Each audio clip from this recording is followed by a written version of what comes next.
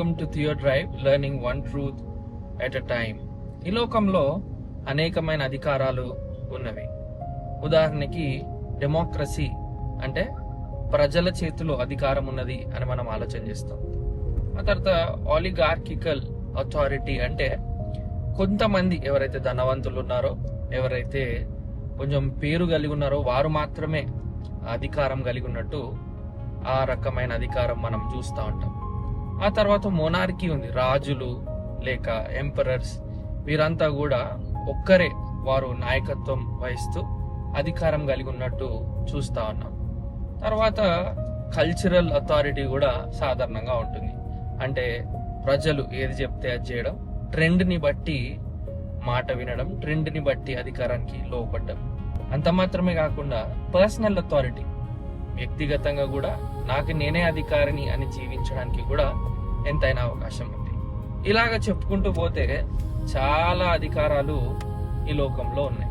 ఇన్ని అధికారాల మధ్యలో బైబిల్ గ్రంథం యొక్క అధికారం ఎందుకు ప్రాముఖ్యమైనది అని మనం మ్యాన్ ఈజ్ మార్టల్, మానవుడు పరిమితితో కూడి, మానవుడు తాత్కాలికంగా కొద్ది కాలం మటుకే జీవించువాడు, మానవుడు శాశ్వతమైన వాడు కాదు, మానవుడు సృష్టించబడిన వాడు మాత్రమే. మానవ అధికారము మారుతా ఉన్నది. 20 సంవత్సరాలు అధికారంలో ఉన్నవారు మళ్ళీ తిరిగి 20 సంవత్సరాల తర్వాత అధికారంలో లేకుండా పోయే అవకాశం ఎంతకైనా ఉన్నది. Human authorities change. ఈ విషయాన్ని మనం ఈ విధంగా కూడా ఆలోచన చేయొచ్చు. ఒక యవనస్తుని కోర్ట్ రూమ్ లో ఊహించుకోండి. చాలా మంది సాక్షులు వచ్చారు, ఒకరు చెప్తా ఉన్నారు, ఇంకోటి చెప్తా ఉన్నారు. అక్కడ లాయర్స్ అంతా కూడా ఒకరు ఇది తరపున పోరాడుతున్నారు, ఒకరు వ్యతిరేకంగా పోరాడుతా ఉన్నారు. అక్కడ వచ్చిన జనంలో కూడా 2 రకాల మనస్తత్వం కలిగి వారి అభిప్రాయాలు వారికి ఉన్నాయి. కానీ కొంచెం సేపు అయ్యేసరికి ఆర్డర్ అని ఒక వ్యక్తి చెప్పిన వెంటనే అక్కడ నిశ్శబ్దం ఏర్పడుతుంది. అంత మాత్రమే కాదు, అక్కడ న్యాయస్థానంలో ఉన్న వ్యక్తి చెప్పిన మాట అదే ఫైనల్ గా నిలుస్తా ఉన్నది. ఎందుకంటే ఆయన జడ్జి గారు కాబట్టి. జడ్జి గారి దగ్గర ఏముంది అంటే he has the final say, he has authority. ఆయన దగ్గరే చివరి మాట, అధికారం ఉన్నది అని గుర్తించాలి. అదే రీతిగా మనందరి జీవితాలలో మనం ఒప్పుకున్నా ఒప్పుకోకపోయినా, మనం నమ్మినా నమ్మకపోయినా, అన్ని అధికారాల కంటే పైన అధికారం ఒకటి ఉన్నది. ఆ అధికారమే బైబిల్ గ్రంథం యొక్క అధికారం. నిన్నటి దినాన్న బైబిల్ గ్రంథం ప్రేరేపణతో కూడినది, పొరపాటు లేనిది అని మనం ఆలోచన చేశాం. బైబిల్ గ్రంథం నిజంగా ప్రేరేపణతో కూడినది అయినప్పుడు బైబిల్ గ్రంథము అన్ని అధికారాల కంటే ఉన్నతమైన అధికారం అని మనము గుర్తించక తప్పదు. అందుకు ఈ బైబిల్ గ్రంథం యొక్క అధికారాన్ని గురించి సరిగ్గా మనం అర్థం చేసుకొని మనం అలా జీవించాల్సిన అవసరం ఎంతకైనా ఉంది. మరి బైబిల్ గ్రంథం ఇంత అథారిటేటివ్ అని తెలుసుకున్నప్పుడు మనం ఏం ఆలోచించాలి అంటే, మొదటిగా ఏంటంటే స్క్రిప్చర్స్ అథారిటీ ఈజ్ ఇన్హెరెంట్. అంటే వాక్యం యొక్క అధికారము మనం అంగీకరించామనో, లేక ఇంకొకరెవరో చెప్పారనో, లేక మరొక రుజువును బట్టో బైబిల్ గ్రంథం అధికారం కలిగినదని అనుకోవడానికి వీల్లేదు. It's inherent. దేవుడు అధికారము కలిగిన వాడు కనుక, దేవుడే సార్వభౌముడు కనుక, ఆయన పలికిన మాట అన్ని అధికారాల కంటే ఉన్నతమైన అధికారం అని గుర్తించక తప్పదు. ఈ నేటి క్రైస్తవ్యంలో మనం చాలా ఖచ్చితంగా గుర్తించాల్సిన అవసరం ఏముందంటే, బైబిల్ గ్రంథము అధికారం కలిగినది, మనం అంగీకరించిన అధికారం కలిగినది, అంగీకరించకపోయినా అధికారం కలిగినది. అది బైబిల్ గ్రంథం యొక్క అధికారము మన మీద ఆధారపడే మాత్రం కూడా లేదు. మరొక విషయాన్ని మనం ఆలోచన చేయాలి. ఏంటంటే reality should be interpreted by scripture.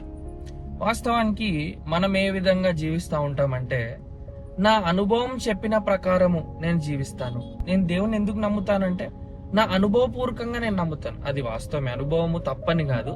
కానీ అనుభవమే ఆధారమై ఉండకూడదు అని మనం గుర్తించాల్సిన అవసరత ఎంతకైనా ఉన్నది. ఇంకొంతమందికి శాస్త్రమే నా అధికారం అనుకోవచ్చు, ఇంకొంతమంది కల్చర్, ట్రెండ్ ఎలా నడుస్తుంది ఇదే నా అధికారం అనే ఆలోచన కలిగి ఉండదు. కానీ మనం బైబిల్ గ్రంథం గురించి ఆలోచన చేస్తున్నప్పుడు the word of God should direct all of our lives and the word of God should be authoritative over all of our lives. మనందరి జీవితాలలో అన్ని అధికారాల కంటే ఉన్నతమైన అధికారం ఏమై ఉండాలంటే దేవుని వాక్యము అయి ఉండాలి. ఈ రోజుల్లో చాలాసార్లు ట్రెడిషన్స్ కానీ, ఆచారాలు కానీ, పద్ధతులు కానీ, ఇవన్నిటి అధికారం కింద మనం వెళ్తాము. కానీ దేవుని లేఖనం యొక్క అధికారం కింద రాము. దేవుని వాక్యం యొక్క అధికారం కింద రావడం అంటే వాక్యము ఏ విధంగా అయితే వివరిస్తుందో ఆ విధంగా చేయడము. ఈ విధంగా మార్టిన్ లూథర్ అన్న భక్తుడు క్యాథలిక్ సంఘం ఆచారాల పద్ధతులు ఇటువంటి భయంకరమైన వాక్య విరుద్ధమైన పద్ధతులలో పట్టబడినప్పుడు మార్టిన్ లూథర్ గారిని ముందు పెట్టి ఈ విధంగా అన్నారు, నువ్వు చెప్పినవన్నీ అసత్యాలను ఒప్పుకోకపోతే మాత్రము నేను బహిష్కరిస్తాం, నేను ఇక్కడ నుంచి తరిమి వేస్తాము అని అంటే ఆయన చెప్పిన మాట ఒకటే, my conscience is captive to God's word. నా మనస్సాక్షి దేవుని లేఖనాలకు అంకితం అయినది. సో ఈ రోజులలో మనము ఒకవేళ నిజంగా బైబిల్ గ్రంథాన్ని నమ్ముతున్నాము అంటే we need to come under the authority of God's word. దేవుని వాక్యం యొక్క అధికారం కింద రావాల్సిన అవసరత ఎంతకైనా ఉన్నది. ఇక్కడ మనం ఒక విషయాన్ని ఆలోచన చేయొచ్చు, ఈ బైబిల్ గ్రంథం ఎందుకు అంత అధికారంతో కూడినది అంటే, బైబిల్ గ్రంథము యొక్క అధికారము అది దేవుని స్వభావం నుంచి వస్తా ఉన్నది. మనం కీర్తనలో కూడా చదువుతా ఉంటాం కదా, your word is settled in heaven O Lord. వాక్యాన్ని దేవుడు ఉన్నతంగా ఆయన ఎంచున్నాడు. దేవుని వాక్యము ఆయన స్వభావం నుంచి వస్తా ఉన్నది. ఆయన దేవుడైతే, ఆయన నిజంగా సత్యమైతే, ఆయన మాట కూడా అధికారంతో కూడినది. సాధారణంగా మానవ కోణంలోనే మనం ఆలోచన చేస్తే ఎవరు చెప్పారు అనే మాటను ఎక్కడైనా మనం వింటూ ఉంటాం. పలానా అధికారి చెప్పాడండి అంటే ఆ మాటకు ఎంతకైనా అధికారం ఉంటా ఉన్నది. ఆ వ్యక్తి యొక్క అధికారమును బట్టి ఆయన చెప్పిన మాటకు అధికారం ఉన్నది. దానికంటే 100 రెట్లు ఎక్కువగా దేవుడు ఉన్నతమైన వాడు, ఆయన సార్వభౌముడైన వాడు, ఆయన చెప్పిన మాట ఇంకెంత అధికారంతో నిండి ఉండాలి. So God's word is authoritative because it flows from his character. ఆయన ప్రభువు గనక ఆయన చెప్పిన మాట కూడా ప్రభుత్వం చేయాలి. ఆయన సత్యం గనక ఆయన చెప్పిన మాట కూడా ఖచ్చితంగా సత్యమై ఉండాలి. ఇది దేవుని యొక్క అధికారం గురించిన అవగాహన. అదే రీతిగా ఈ లేఖనం యొక్క అధికారం గురించి ఆలోచన చేస్తున్నప్పుడు వాక్యాన్ని తృణీకరిస్తే, వాక్యానికి విధేయత చూపించకపోతే, వాక్యము నేను వద్దనుకొని వాక్యాన్ని నేను రిజెక్ట్ చేస్తే, నేను వద్దనుకునేది, నేను తృణీకరించేది ఒక మానవుడిని కాదు, ఐఎమ్ రిజెక్టింగ్ గాడ్ హిమ్సెల్ఫ్. దేవుడినే స్వయంగా నేను తృణీకరిస్తున్నాను అని ఆలోచన చేయాలి. చాలా సార్లు మనం అనుకుంటాము, దేవుడు అంటే నాకు చాలా ప్రేమ అండి, దేవుడు అంటే నాకు చాలా ఇష్టము అని అనుకుంటాము. కానీ ఆయన వాక్యం యొక్క అధికారం కింద మనం రాము. జాన్ వెస్లీ అన్న భక్తుడు ఈ విధంగా అనేవాడు, హోమో ఊనస్ లిబ్రి అంటే I'm a man of the book. నేను ఈ పుస్తకం ద్వారా నడిపించబడతా ఉన్నాను, ఈ పుస్తకం ద్వారా నేను నిర్ణయాలు చేసుకుంటా ఉన్నాను, ఈ పుస్తకము ద్వారా మాత్రమే నా జీవితాన్ని కట్టుకుంటా ఉన్నాను. ఎందుకంటే ఇది కేవలం ఒక మానవుడు రాసిన పుస్తకం కాదు, but this is God's word. ఇది దేవుని యొక్క వాక్యము.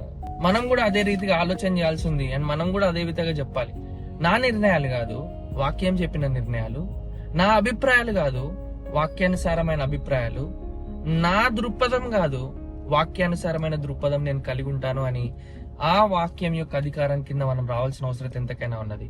అది మరొక విషయం. ఆ తర్వాత చివరిగా మనం ఆలోచన చేసినట్లయితే, యేసుక్రీస్తు ప్రభువారే స్వయంగా ఈ లోకానికి వచ్చినప్పుడు ఆయన లేఖనాన్ని మార్చలేదు, ఆయన లేఖనానికి మరొకటి కలపలేదు, ఆయన లేఖనం యొక్క అధికారం లేనట్టు ఆయన జీవించలేదు. ఆయన ప్రతి మాటలో మీరు చదవలేదా, హ్యావ్ యు నాట్ రెడ్ అని అన్నాడు. ఆయన సాతానుతో పోరాడుతున్నప్పుడు లేఖనం ఎత్తి చూపించి పోరాడి ఉన్నాడు. ఆయన ప్రార్థించినప్పుడు లేఖనం పలికాడు, ఆయన మరణిస్తున్నప్పుడు లేఖనం పలికి ఉన్నాడు. చివరికి ఆయన శిలువ మీద అంత భయంకరమైన శ్రమలో ఉన్నప్పటికీ కూడా లేఖనము నెరవేరునట్లు ఆయన ఈ విధంగా పలికెను అన్న మాటలు చూస్తున్నప్పుడు మనం ఏం అర్థం చేసుకోవాలంటే, జీసస్ కన్ఫర్మ్డ్ స్క్రిప్చర్స్ అథారిటీ. యేసుక్రీస్తు ప్రభువారు లేఖనము వాస్తవమని, లేఖనము సత్యమైనది, లేఖనం అధికారముతో కూడినదని ఆయన నిర్ధారించినట్టు మనము చూస్తా ఉన్నాం. గనుక ఈరోజు మనం ఈ అవగాహనకు రావాల్సిన అవసరత ఎంతకైనా ఉన్నది. The authority of God's word. The scripture has the final say. వాక్యానికే చివరి మాట ఉన్నది అనే ఆలోచన మనం చేయాల్సిన అవసరం ఉన్నది. మరి యేసుక్రీస్తు ప్రభువారు లేఖనానికి అంత అధికారం ఉందని చెప్పినప్పుడు మనం ఇంకెంత లేఖనం యొక్క అధికారం కింద రావాల్సిన అవసరం ఉందనేది గుర్తించాలి. అంత మాత్రమే కాదు, మనం ఖచ్చితంగా గుర్తుపెట్టుకోవాల్సింది ఏంటంటే, ఎవ్రీథింగ్ విల్ ఫేడ్ అవే. గడ్డి ఎండును, పువ్వు వాడును, కానీ దేవుని వాక్యము నిరతము నిలుచును. Grass wither and the flower fades, but the word of the Lord abides for ever. కనుక బైబిల్ గ్రంథంలో ఉన్న మాటలు అవెంతకన్నా శ్రేష్టమైనవని గుర్తించక తప్పదు. లూకా సువార్త 16వ అధ్యాయంలో అక్కడ లాజరు ధనవంతుడు గురించి చెప్పబడినట్టు చూస్తా ఉన్నాం. ధనవంతుడు ఆ భయంకరమైన శ్రమ నుండి, ఇబ్బంది నుండి ఆయన అరుస్తా ఉన్నాడు, తండ్రి అయిన అబ్రహామా, తండ్రి అయిన అబ్రహామా, అయ్యా ఈ లాజరునన్నా పంపి, అయ్యా నా సహోదరుల దగ్గరకు పంపి, లేకపోతే వాళ్ళు కూడా ఇక్కడికి వస్తారు. అంటే ఇక్కడ తండ్రి అయిన అబ్రహాం ఇచ్చిన జవాబు ఏంటంటే, వారికి మోషేయు ప్రవక్తలను ఉన్నారు అని చెప్పి ఉన్నారు. అంటే మోషే అంటే పంచకాండములు, ప్రవక్తలు అంటే ప్రవక్త గ్రంథాలు. వారికి లేఖనాలు ఉన్నాయా, సరిపోతాయి. ఈ లాజర్ని పంపించినంత మాత్రాన వారు ఏమాత్రం నమ్మరని చెప్పి ఉన్నారు. కనుక లేఖనము అధికారముతో కూడినది. The scripture is authoritative and God will judge the whole world through what he has spoken. ఆయన ఏమైతే మాట్లాడి ఉన్నాడో దాని ద్వారా లోకానికి తీర్పు తీర్చబోతా ఉన్నాడు. కనుక మనందరము ఈ లేఖనం యొక్క అధికారం కింద రావాల్సిన అవసరం ఉంది.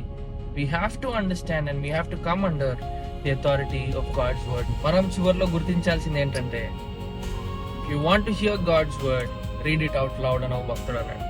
దేవుని మాటను నీవు వినాలనుకుంటున్నావా, బైబిల్ గ్రంథం తీసి గట్టిగా చదువు అని ఒక భక్తుడు అన్నాడు. ఇంకో భక్తుడు ఏమని అన్నాడంటే, and the Bible speaks, God speaks. Bible మాట్లాడుతున్నప్పుడు దేవుడు మాట్లాడుతూ ఉన్నాడు. ఇట్టి అవగాహనతో బైబిల్ గ్రంథాన్ని చదివి మన జీవితాలని, మన నిర్ణయాలు, మన సొంత అభిప్రాయాలు లేక మరొక అధికారం కింద నడిపించడం కాదు, కానీ దేవుని వాక్యం యొక్క అధికారం కింద మన జీవితాన్ని కట్టుకున్నటకు మనం దేవుని లేఖనాన్ని తెరిచి చదువుదాం. జేఐ ప్యాకర్ అన్న భక్తుడు ఈ విధంగా అన్నాడు, the Bible is either God's word or it's not. అయితే అది దేవుని వాక్యం, లేకపోతే కాదు. There is no middle ground. మధ్యలో ఇంకా అది దేవుని వాక్యం అయి ఉండి దేవుని వాక్యం కాకుండా ఏమీ కూడా లేదు. మనం చాలా సార్లు ఏం చేస్తూ ఉంటామంటే, మనకు నచ్చిన లేఖన భాగం యొక్క అధికారం కింద వస్తూ ఉంటాం, నచ్చని లేఖన భాగాలు తృణీకరిస్తూ ఉంటాం.